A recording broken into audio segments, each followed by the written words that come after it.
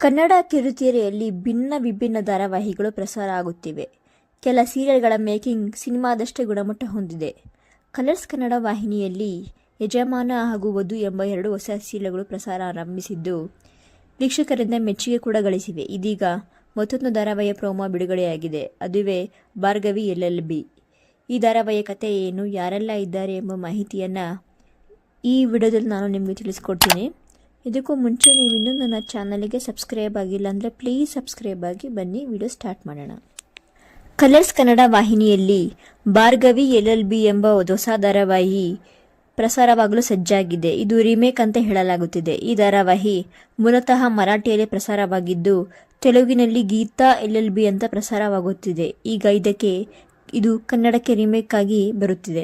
ಇನ್ನು ಈ ಧಾರಾವಾಹಿಯ ನಾಯಕಿಯ ಬಗ್ಗೆ ಹೇಳೋದಾದರೆ, ಜಿ ವಾಹಿನಿಯಲ್ಲಿ ಪ್ರಸಾರ ಆಗುತ್ತಿರುವ ಅಮೃತಧಾರ ಧಾರಾವಾಹಿಯಲ್ಲಿ ಮಲ್ಲಿ ಪಾತ್ರದ ಮೂಲಕ ಗಮನ ಸೆಳೆದಿದ್ದ ರಾಧಾ ಭಗವತಿ ಭಾರ್ಗವಿ LLB ಧಾರಾವಾಹಿಯ ನಾಯಕಿ. ಅಮೃತಧಾರೆಯಲ್ಲಿ ಮುಗ್ಧ ಹಳ್ಳಿ ಹುಡುಗಿಯಾಗಿ ಕಾಣಿಸಿಕೊಂಡಿದ್ದ ರಾಧಾ ಅವರು ಹೊಸ ಸೀರಿಯಲ್ನಲ್ಲಿ ಲಾಯರ್ ಆಗಿ ಕಾಣಿಸಿಕೊಂಡಿದ್ದಾರೆ. ಅವರು ಈ ಹಿಂದೆ ರಾಮಾಚಾರಿ ಧಾರಾವಾಹಿಯಲ್ಲಿ ನಾಯಕನ ತಂಗಿ ಶ್ರುತಿ ಪಾತ್ರದಲ್ಲಿ ಕಾಣಿಸಿಕೊಂಡಿದ್ದರು. ಇನ್ನು ಭಾರ್ಗವಿ LLB ಧಾರಾವಾಹಿಯ ಕಥೆಯನ್ನು ನೋಡೋದಾದರೆ, ಭಾರ್ಗವಿ LLB ಧಾರಾವಾಹಿಯಲ್ಲಿ ನಾಯಕಿ ತಂದೆ ಲಾಯರ್ ಆಗಿದ್ದ ಸಂದರ್ಭದಲ್ಲಿ ಅವಮಾನಕ್ಕೆ ಒಳಗಾಗಿರುತ್ತಾರೆ. ಭಾರ್ಗವಿ ತನ್ನ ತಂದೆಗೆ ನ್ಯಾಯ ಕೊಡಿಸಬೇಕೆಂಬ ದೃಷ್ಟಿಯಿಂದ ಅವರ ಆಸೆಯಂತೆ LLB ಓದಿ ಲಾಯರ್ ಆಗಿದ್ದಾಳೆ.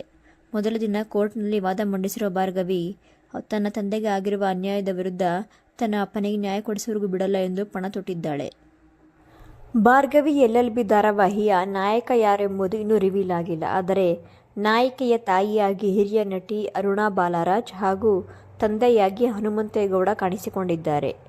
ಲಕ್ಷಣ ಸೀರಿಯಲ್ನಲ್ಲಿ ಚಂದ್ರಶೇಖರ್ ಪಾತ್ರದಲ್ಲಿ ಕಾಣಿಸಿಕೊಂಡಿದ್ದ ನಟ ಕೀರ್ತಿ ಬಾನು ಇದರಲ್ಲಿ ಹಿರಿಯ ವಕೀಲರಾಗಿ ಕಾಣಿಸಿಕೊಂಡಿದ್ದಾರೆ.